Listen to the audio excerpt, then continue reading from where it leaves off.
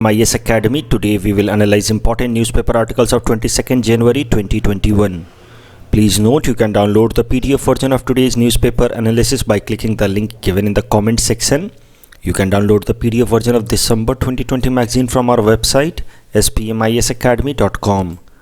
You can also join our WhatsApp group through the link given in the description section for more study materials. This is the list of the topics that we'll be covering from today's newspaper.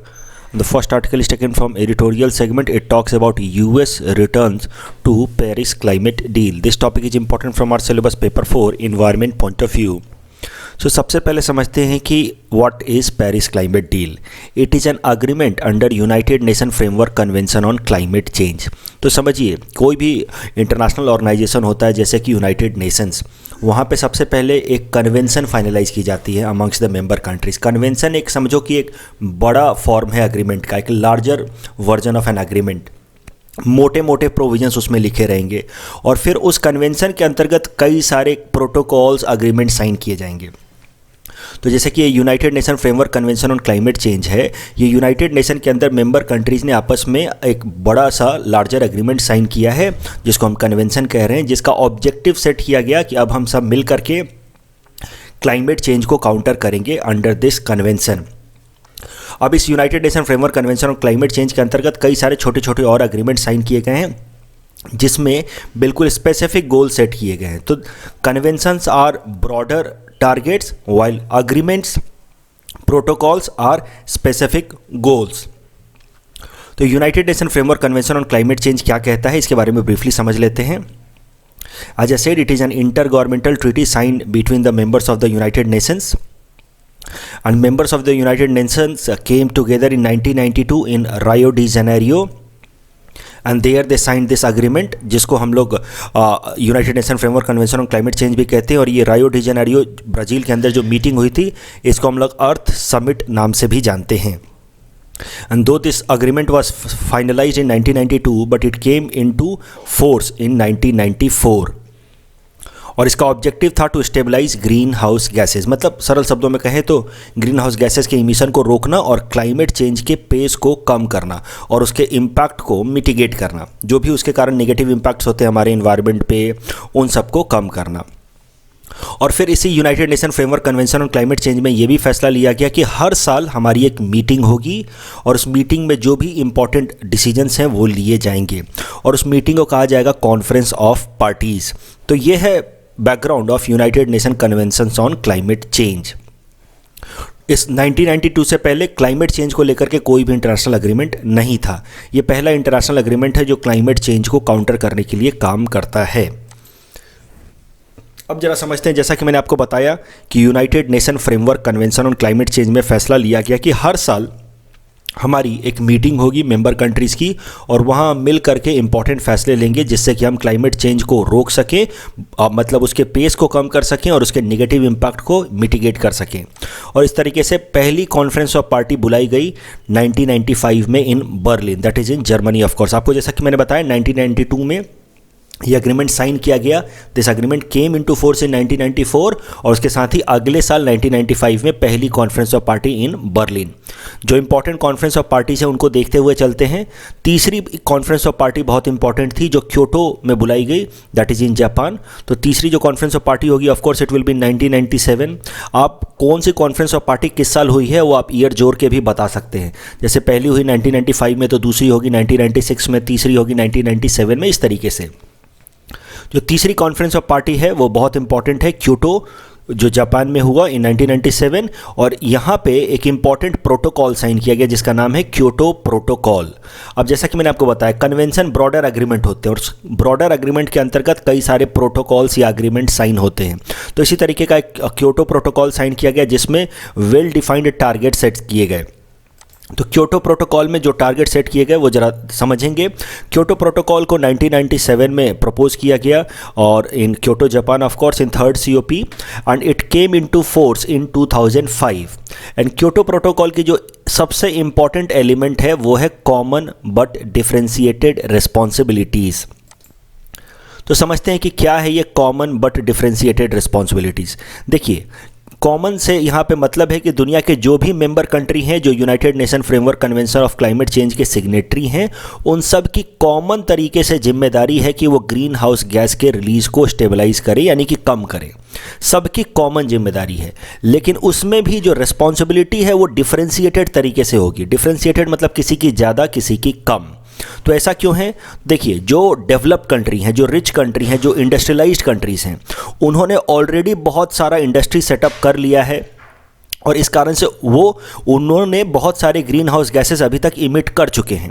तो उन्होंने एक तरह से समझो तो अपने कोटा का green house gas वो इमिट कर चुके हैं। जो लीस्ट डेवलपिंग कंट्रीज़ हैं, जो डेवलपिंग कंट्रीज़ हैं, उनका अभी इंडस्ट्रियल डेवलपमेंट होना बाकी है, तो उनका अभी उन्होंने इतना ग्रीन हाउस गैस इमिट किया नहीं है। तो सरल शब्दों में कहें तो दुनिया में जो भी क्लाइमेट चेंज का प्रॉब्लम है, जो भी ग्रीन हाउस गैस का इमिशन का प्रॉब्लम है, उसमें जो डेवलप्ड कंट्रीज़ हैं, इंडस्ट्रियलाइज्ड कंट्रीज़ हैं, उनका रोल ज़्यादा है। और यही कारण है कि अब उनकी रिस्पॉन्सिबिलिटी भी ज़्यादा होगी ग्रीन हाउस गैसेस को कम करने का। एंड दैट इज़ वाई एक क्योटो प्रोटोकॉल में ये प्रिंसिपल रखा गया, कॉमन बट डिफरेंशिएटेड, कि हम सब लोग मिल करके ग्रीन हाउस गैस को कम करने की कोशिश करेंगे, नो डाउट। बट उसमें भी जो इंडस्ट्रियलाइज्ड कंट्री हैं, जो डेवलप्ड कंट्री हैं, उनकी रिस्पॉन्सिबिलिटी ज़्यादा होगी, जो लीस्ट डेवलप्ड कंट्री हैं उनकी रिस्पॉन्सिबिलिटी कम होगी। And that way the responsibilities were differentiated। और डेवलप कंट्रीज को आइडेंटिफाई करने के लिए जिनकी रिस्पॉन्सिबिलिटी ज़्यादा होगी, एक एनेक्चर ऐड किया गया। तो एक एनेक्चर 1 ऐड किया गया क्योटो प्रोटोकॉल में, और उसमें उन तमाम कंट्रीज के नाम लिखे गए जो डेवलप्ड हैं, इंडस्ट्रियलाइज्ड हैं और जिनकी रिस्पॉन्सिबिलिटी ज़्यादा होगी। और उसके अलावा एक है non annex countries. Non annex countries वो हैं जिन पे कोई लीगल ऑब्लिगेशन नहीं है, उनके ऊपर खाली मोरल ऑब्लिगेशन है कि आपको भी ग्रीन हाउस गैस को कम करना है। तो आप जैसे देखो कि ये तमाम कंट्री हैं जो ये एनेक्स 1 कंट्रीज़ हैं, तो अब इन सब के ऊपर लीगल रिस्पॉन्सिबिलिटी थी, इनके ऊपर एक कंडीशंस ले डाउन किया गया कि आपको इतना green house gas cut down करना है। लेकिन बाकी जो कंट्रीज़ थे वो अपने तरीके से ग्रीन हाउस गैस को कट डाउन कर सकते थे, लेकिन उनके ऊपर कोई लीगल ऑब्लिगेशन नहीं था। जैसे कि आप देखें इंडिया के ऊपर क्योटो प्रोटोकॉल के अंतर्गत कोई लीगल ऑब्लिगेशन नहीं था, क्योंकि India is a non annex country. So it was just a moral obligation कि हाँ हमें भी कम करना है ग्रीन हाउस गैस का इमिशन, लेकिन कोई टारगेट नहीं दिया गया था हमें। अब हुआ क्या कि due to this principle only, common but differentiated responsibility, कई सारे जो डेवलप्ड कंट्रीज़ हैं उन्होंने क्योटो प्रोटोकॉल को बहुत क्रिटिसाइज़ किया, जैसे यूएस, कनाडा। इन्होंने कहा कि दुनिया के सारे कंट्रीज़ की रिस्पॉन्सिबिलिटी होनी चाहिए, और जो कम डेवलप्ड हैं कम से कम उसकी मोरल नहीं, कुछ तो लीगल रिस्पॉन्सिबिलिटी होनी चाहिए। अगर यूएस को 100 unit green house gas cut down करना है तो इंडिया को कम से कम 20 यूनिट तो कम से कम greenhouse gas cut down करना चाहिए। लेकिन इंडिया के ऊपर कोई लाइबिलिटी ही नहीं है, कोई लीगल रिस्पॉन्सिबिलिटी नहीं है, मोरल रिस्पॉन्सिबिलिटी है। मोरल तो आप मर्जी हो तो करो, ना मर्जी हो तो ना करो।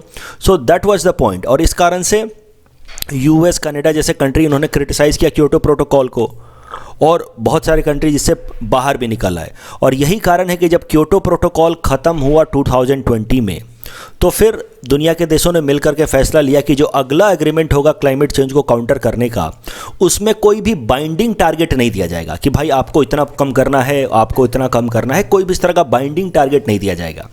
कैसा होगा? The next agreement will be based on self commitment, कि आप खुद आकर के बताओ कि दुनिया में क्लाइमेट चेंज हो रहा है, ग्रीन हाउस गैस इमिशन हो रहा है, आप इसको कट डाउन करने के लिए आप कितना कॉन्ट्रीब्यूट कर सकते हैं। तो मिला जुला करके दुनिया के जो तमाम कंट्रीज हैं United Nation Framework Convention on climate change में, उन्होंने फैसला लिया कि हम अब सेल्फ कमिटमेंट पे जाएंगे, अब हम लोग ऊपर से इम्पोज नहीं करेंगे टारगेट्स। और यही कारण है कि जब क्योटो प्रोटोकॉल खत्म हुआ 2020 में, तो उसको रिप्लेस किया हमने विथ पेरिस क्लाइमेट डील। और पेरिस क्लाइमेट डील 2020 के ऑनवर्ड, जब क्योटो प्रोटोकॉल खत्म हो गया तब से एप्लीकेबल है। लेकिन पेरिस क्लाइमेट डील को के जो फ्रेमवर्क हैं, उसके क्या क्या प्रोविजंस हैं, इसको डिस्कस कर लिया गया था COP नंबर 21 में ही, दैट वाज हेल्ड इन दिसंबर 2015। और यही फैसला कर लिया गया था कि जब क्योटो प्रोटोकॉल एक्सपायर होगा 2020 में, तो आगे ग्रीन हाउस गैस को कट डाउन करने के लिए किस तरीके के प्रोविजंस होंगे। और Paris climate deal was a result of this COP number 21 that was held in Paris. और पेरिस क्लाइमेट डील में हम कॉन्सेप्ट लेकर के आए इंटेंडेड नेशनली डिटरमाइंड कंट्रीब्यूशन। तो क्योटो प्रोटोकॉल में था कॉमन बट डिफरेंशिएटेड रिस्पॉन्सिबिलिटी, कि कुछ लोगों की लीगल है, बाकी लोगों की मोरल है। यहाँ पे हम लेकर के आए इंटेंडेड नेशनली डिटरमाइंड कंट्रीब्यूशन, कि आप खुद बताओ, आप अपने इंटेंशन बताओ और आप खुद नेशनली डिटरमाइन करो कि आप कितना कंट्रीब्यूट कर सकते हैं ग्रीन हाउस गैस को कट डाउन करने के लिए। और इस तरीके से दुनिया के तमाम कंट्रीज़ ने अपनी अपनी आईएनडीसी प्रपोज की। फॉर एग्जांपल इंडिया ने किया, चाइना ने किया कि वो अपनी इमिशन इंटेंसिटी को 60 to 65% कट डाउन कर देगा बाय 2030। यूएसए ने कहा कि वो अपनी इमिशंस को 26 to 28% कट डाउन कर देगा बाय 2025। जितना लेवल था 2005 में उससे 26 to 28% वो कम कर देगा। यूरोपियन यूनियन ने कहा कि वो 40% इमिशन कम कर देगा। जो भी इमिशन वो करता था 1990 में उसका 40% इमिशन वो कम कर देगा बाय 2030। इंडिया ने भी अपनी आईएनडीसी दी है, intended nationally determined contribution. India के आईएनडीसी एक बार ब्रीफली देख लेते हैं। इंडिया का पहला आईएनडीसी है कि वो अपनी इमिशन इंटेंसिटी को 33 to 35% कट डाउन करेगा from 2005 level by 2030। Emission intensity होती है overall greenhouse gas emission per capita, मतलब total greenhouse gas emission per capita GDP. जितनी आपकी ग्रीन हाउस गैस इमिशन करते हैं उसको जीडीपी से आप अपने डिवाइड कर दें तो that is known as emission intensity. और हमने कहा कि जो 2005 में हमारी इमिशन इंटेंसिटी थी उससे लगभग 30 से 35% 33 to 35% इमिशन इंटेंसिटी हम कम कर देंगे बाय 2030। उसके अलावा हमने कहा कि हम लगभग 2.5 to 3 billion tons of CO2 carbon sequestration के लिए ट्री लगाएंगे। कार्बन सिक्वेस्टरेशन होता है कार्बन डाइऑक्साइड को एब्जॉर्ब करना फ्रॉम द एटमॉस्फेयर। तो इंडिया ने कहा कि जो भी हमारे देश में ट्री हैं, फॉरेस्ट हैं, उसको हम लोग और इतना एक्सपैंड करेंगे, इतना ज़्यादा और ट्री लगाएंगे, फॉरेस्टेशन करेंगे कि 2.5 to 3 billion tons of CO2 और ज़्यादा एब्जॉर्ब होंगे फ्रॉम द एटमॉस्फेयर बाय 2030। और तीसरा हमारा कमिटमेंट था कि 40% of our power production will come from renewable sector. तो जो भी हमारी एनर्जी प्रोडक्शन होती है, पावर प्रोडक्शन होती है, इलेक्ट्रिसिटी, उसका कम से कम 40% जो पावर प्रोडक्शन है वो हम लोग रिन्यूएबल सोर्सेज से करेंगे, जैसे sun, solar energy, wind energy, biomass. क्योंकि जो नॉन रिन्यूएबल एनर्जी सोर्सेज होते हैं जैसे कोल वगैरह, उससे ग्रीन हाउस गैस इमिशन होता है। अब प्रॉब्लम क्या है कि सारे कंट्रीज़ ने कमिट तो कर दिया, लेकिन यूएस ने वापस से 2017 में इस पेरिस क्लाइमेट डील से पुल आउट कर लिया। देखिए, जब यूएस ने कमिटमेंट की थी कि वो अपनी इमिशन को 26 to 28% घटाएगा, उस टाइम में वहाँ के प्रेसिडेंट थे बराक ओबामा। और बराक ओबामा ने 2016 में कमिटमेंट कर दिया अंडर पेरिस क्लाइमेट डील।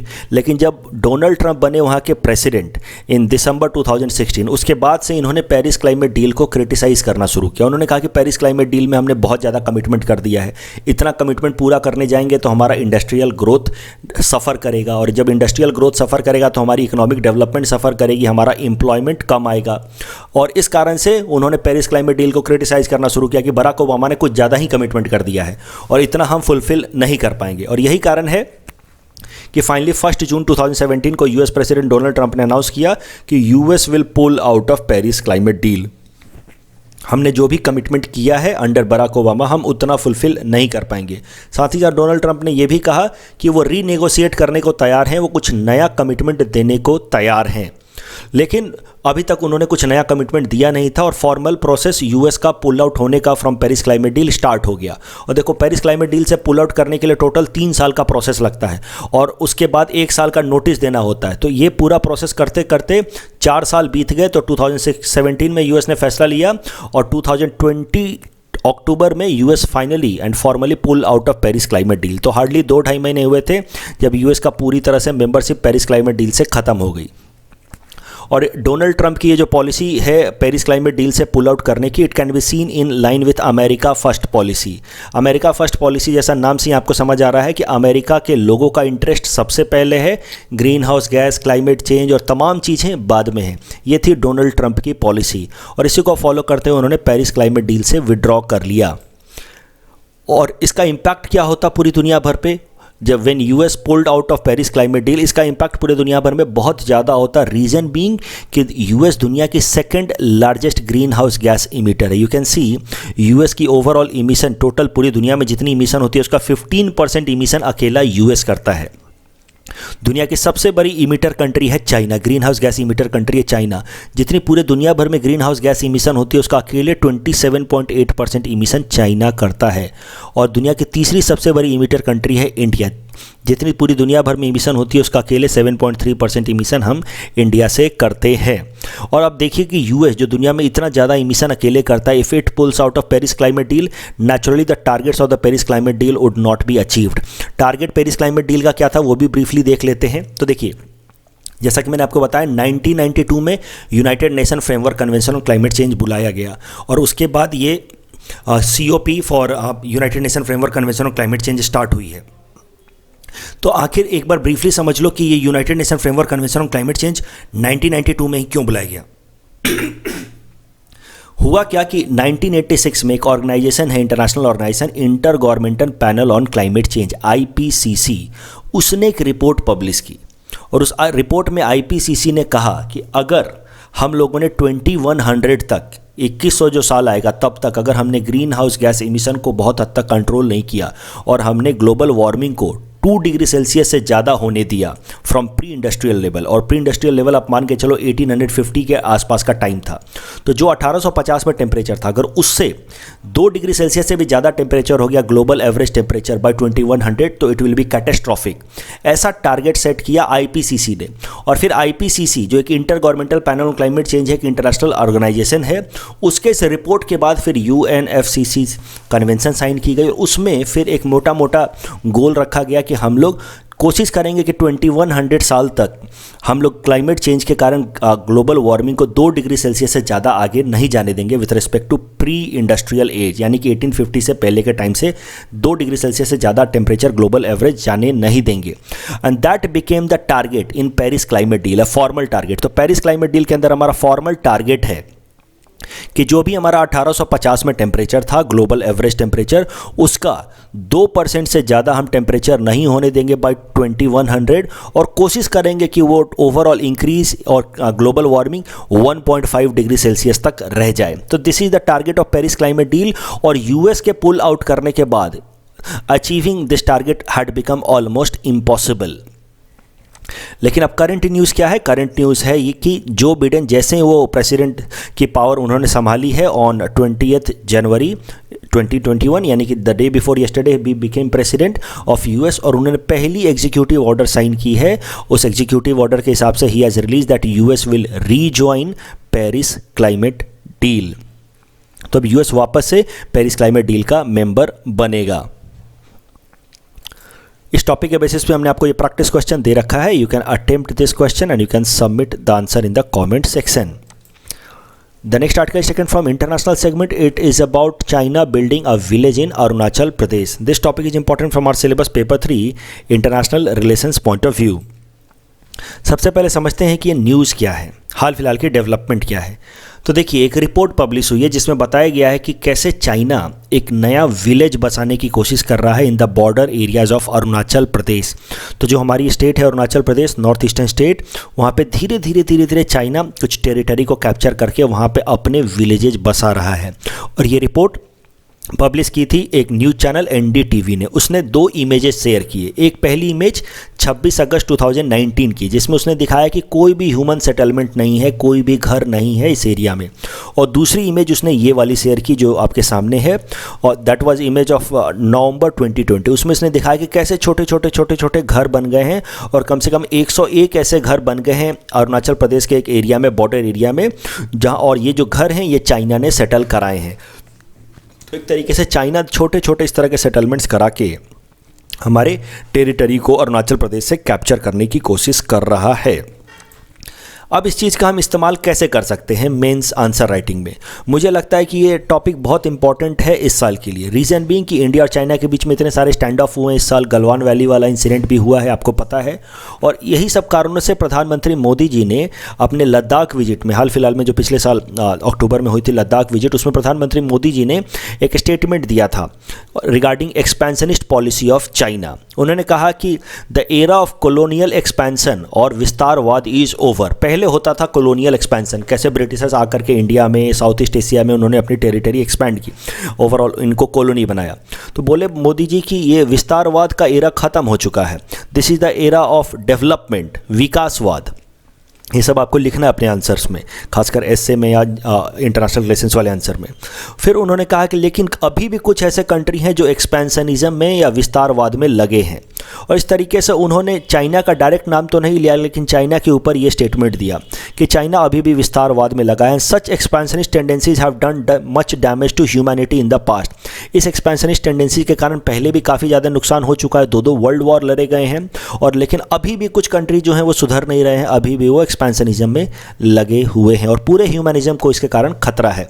तो because of this speech of PM Modi, मुझे लगता है कि a question can come in mains regarding expansionism और एक्सपेंशनिस्ट पॉलिसी ऑफ चाइना। वहाँ पे आप इस पर्टिकुलर एग्जांपल का कि कैसे चाइना धीरे धीरे घर बना करके अरुणाचल प्रदेश में अपनी टेरिटरी को एक्सपैंड कर रहा है। चाइना के एक्सपेंशनिज्म के कई सारे पास्ट एग्जाम्पल्स भी हैं, बहुत सारे एग्जाम्पल्स हैं। 1959 में उसने तिब्बत को अक्वायर कर लिया, 1962 में उसने हमसे हमारे लद्दाख वाला पार्ट का अक्साई चीन अक्वायर कर लिया। पूरे के पूरे अरुणाचल प्रदेश को चाइना क्लेम करता है कि वो उसकी टेरिटरी है, जिसको वो साउथ तिब्बत कहता है। अरुणाचल प्रदेश चाइना अरुणाचल प्रदेश को आइडेंटिफाई नहीं करता है, वो कहता है कि ये तो हमारी टेरिटरी है, अरुणाचल प्रदेश जैसा कोई स्टेट नहीं है इंडिया का। 9 डैश लाइन बना करके वो साउथ चाइना सी को अक्वायर करने की कोशिश कर रहा है। डोकलाम स्टैंड ऑफ आपको पता होगा 2017 में, जब वो डोकलाम प्लेटू जो भूटान का है उसको फोर्सफुली कैप्चर करने की कोशिश कर रहा था। हांगकांग नेशनल सिक्योरिटी लॉ से हांगकांग की ऑटोनॉमी कैप्चर करके उसको पूरी तरह से अब खुद में मिलाना चाहता है। साक्तेंग वाइल्ड लाइफ सेंचुरी डिस्प्यूट कर दिया था चाइना ने पिछले साल अक्टूबर में, और Sakteng wildlife sanctuary eastern part को और जो भूटान का है उसको वो फोर्सफुली कैप्चर करने की कोशिश कर रहा था। तो ऐसे कई सारे एग्जांपल हैं, सारे के सारे मैंने अपने न्यूज़पेपर एनालिसिस में पहले कवर किए हुए हैं, और आई होप आप सबको तो एग्जांपल ये सारे याद आ ही रहे होंगे। ऐसे कई सारे एग्जांपल हैं where you can see expansionist approach of China. China के एक्सपेंशनिस्ट अप्रोच में आप एक टेंडेंसी देखेंगे, एक स्ट्रैटेजी है उसके अंदर, उसका ओवरऑल फॉरेन पॉलिसी एक्सपैंड करना, अपने टेरिटरी को एक्सपैंड करना, लेकिन उसमें एक बहुत ही एक सटल स्ट्रैटेजी वो इस्तेमाल करता है जिसका नाम है चाइना सलामी स्ट्रैटेजी। तो समझते हैं चाइना सलामी स्ट्रैटेजी क्या है। देखो, in this modern world China is the only country that is following expansionist policy, ये बात तो तय है, लेकिन चाइना किस तरह से अपनी एक्सपेंशनिस्ट पॉलिसी को फॉलो करता है? बाय यूजिंग सलामी टैक्टिक्स। सलामी टैक्टिक्स है क्या? देखो, it avoids any major acquisition at a time, but it keeps on cutting the territories into small part and add it to its own territory। जैसे आप सलाद काटते हैं, इस तरीके से छोटा छोटा पार्ट काट के अपने बाउल में ऐड करते जा रहे हैं, वैसे ही चाइना क्या कर रहा है, उसकी जो सलामी स्ट्रैटेजी है उसके हिसाब से दूसरे कंट्रीज़ के छोटे छोटे टेरिटरीज़ को वो धीरे धीरे कैप्चर करते रहता है और उसमें खुद को मिलाते रहता है। उसको कैप्चर करने के उसके कई सारे अलग अलग तरीके हैं। जैसे एक पर्टिकुलर एग्जाम्पल अभी आप देख लीजिए, अरुणाचल प्रदेश में वो छोटे छोटे घर बना रहा है, धीरे धीरे कुछ एरिया को कैप्चर कर लेता है, और इस तरीके से वो बाद में जब बहुत टाइम बाद धीरे धीरे करके एक लार्जर टेरिटरी को वो कैप्चर कर लेता है। So this small village developed by China in the territory of Arunachal Pradesh is a perfect example of salami strategy of China in Arunachal Pradesh. The next article is taken from national segment. It talks about statehood day of Manipur, and this topic is important from our syllabus paper 2, reorganization of states.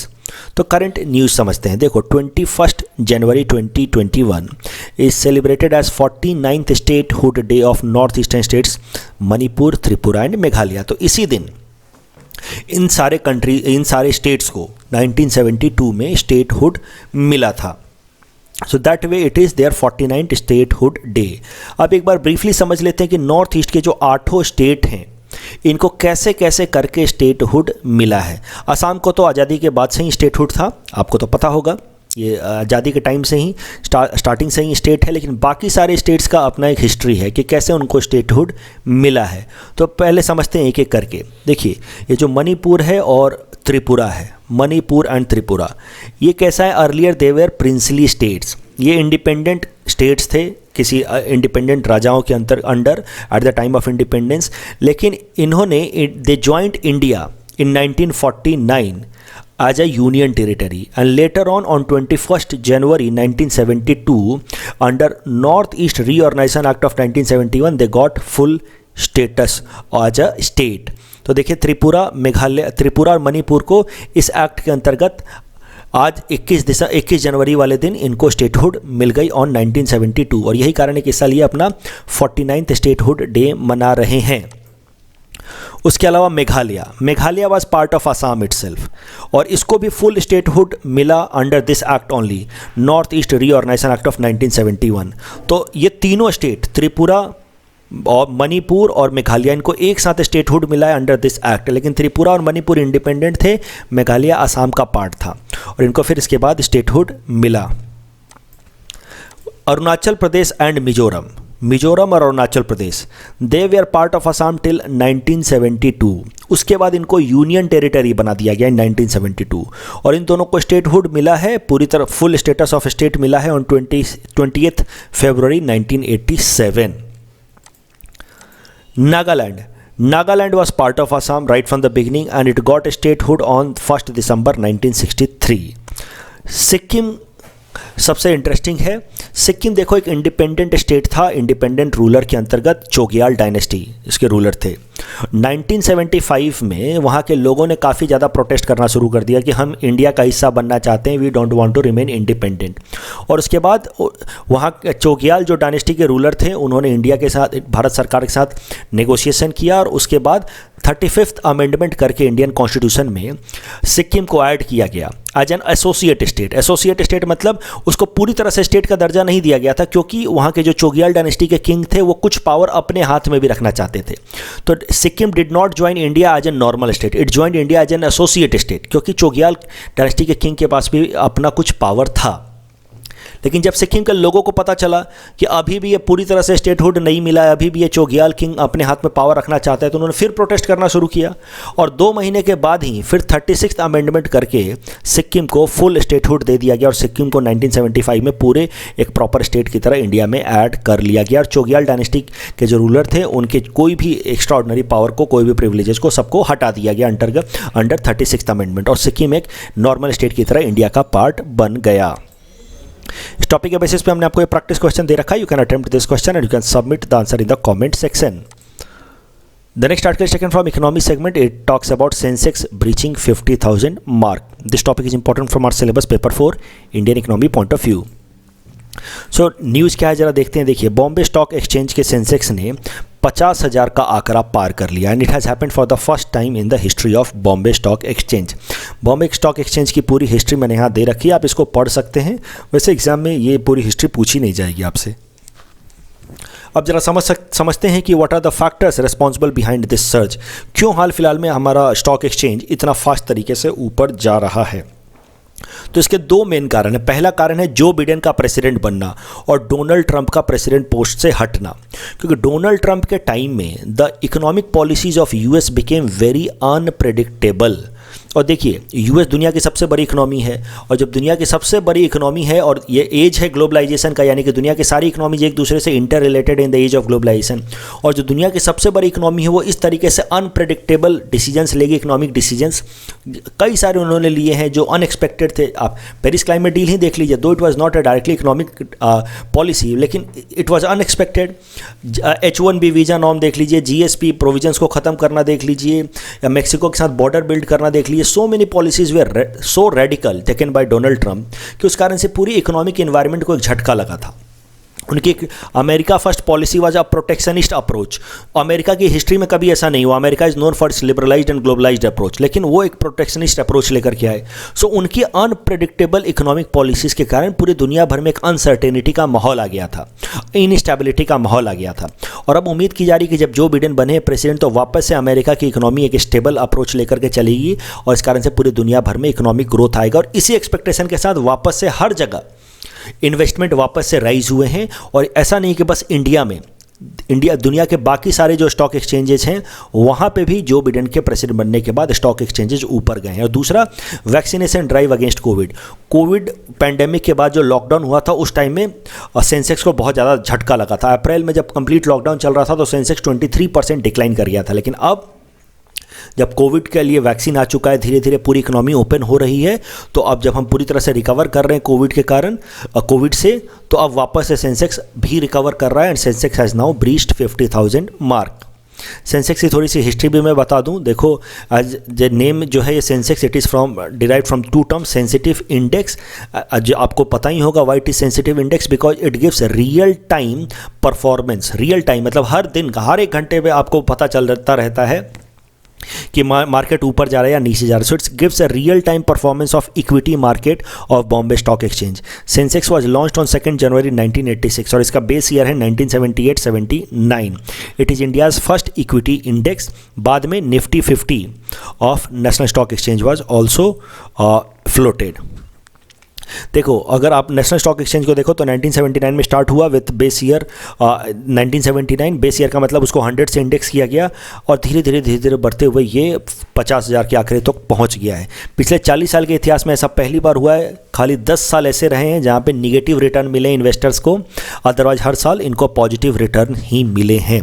अब जो भी long term investors रहे हैं, more than 10 years से ज़्यादा उन्होंने invest किया है एक बार में, उन सबको पॉजिटिव रिटर्न ही मिला है. मतलब कि अगर आप सरल शब्दों में कहें तो स्टॉक मार्केट में अगर अपना पैसा 10 साल तक आप छोड़ दें तो आपको पॉजिटिव रिटर्न ही मिला है over a period of 10 years. इस ग्राफ की मदद से ये पता चलता है. लेकिन बीच में 10 ऐसे साल रहे हैं जहाँ पे उस एक साल के अंदर आपको स्टॉक मार्केट में पैसा रखने से निगेटिव रिटर्न मिला है. मतलब आपकी प्रॉफिट ओवरऑल कम हो गई है, ओवरऑल आपको लॉस हो गया है.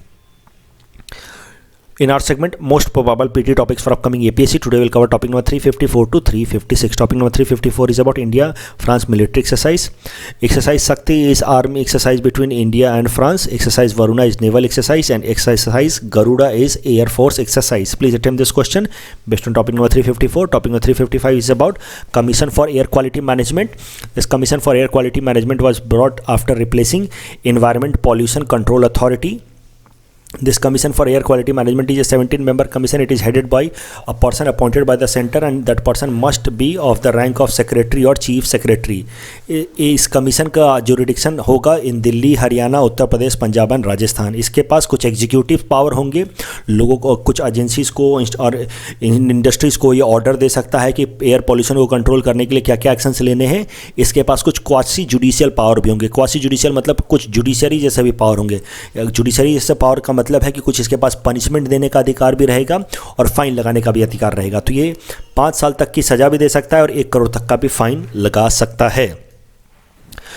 Blue moon, topic number 356 is about blue moon. देखो, blue moon is the second full moon in a calendar month with 2 full moons. तो देखो, नॉर्मली कैसा होता है कि एक लूनर मंथ 29 दिन 12 घंटे का होता है और इस कारण से एक ही महीने में जो कैलेंडर मंथ होता है 1 जनवरी 1 तारीख से लेकर के 30 तारीख तक या 31 तारीख तक, उसमें 2 फुल मून होने पॉसिबल नहीं होते. इन जनरल 2 फुल मून नहीं हो जाते, वो काफ़ी रेयर होता है.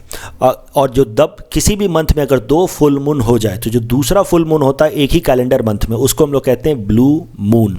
ये साल हुआ था कई सालों बाद. 31 अक्टूबर 2020 को दूसरा फुल मून हो गया था अक्टूबर महीने में, और इसी कारण से जो दूसरा फुल मून था उसको हम लोग कहते हैं ब्लू मून. ये कई सालों बाद हुआ था. इसी कारण से मुझे लगता है कि इस साल पीटी में शायद से पूछ लिया जाए. इस टॉपिक के बेसिस पे ये क्वेश्चन हमने दे रखा है. You can attempt this question. You can submit the answer in the comment section. This is the answer of questions that we had given in yesterday's newspaper analysis. Today's question can be attempted by students and you can submit the answer in the comment section. We will be sharing answer of these questions in tomorrow's newspaper analysis. कल जो हमने practice question दिया था उसका answer देख लेते हैं. First question was regarding Netaji Subhash Chandra Bose की इसमें से कौन सा स्टेटमेंट ट्रू नहीं है. तो Parakram Diwas is celebrated in India to mark his birth anniversary. This is correct. He was elected as president of Indian National Congress just once. This is wrong. उनको 1938 और 1939 दोनों में ही प्रेसिडेंट की तरह इलेक्ट किया गया था. He formed Indian National Army during World War II for India's independence. This is also wrong. It's Mohan Singh who formed Indian National Army, Azad Hind Fauj. बाद में उसको रास बिहारी बोस आगे लेकर के गए और फिर बाद में उसकी लीडरशिप सुभाष चंद्र बोस के हाथों में आ गई. So the correct answer will be option B 2 and 3 only, क्योंकि यहाँ पे नॉट ट्रू पूछा है. That is why answer will be 2 and 3. 2 and 3 are not correct. दूसरा, which of the following statements are true about India's innovation index 2020. It is released by ministry of finance. Wrong. It is released by NITI Aayog. Karnataka retained its topmost position. This is true. Assam topped amongst northeastern and hilly states. Wrong, because Himachal Pradesh topped northeastern states and hilly states. So the correct answer will be option B 2 only. That's all from our side for today. Thanks for watching.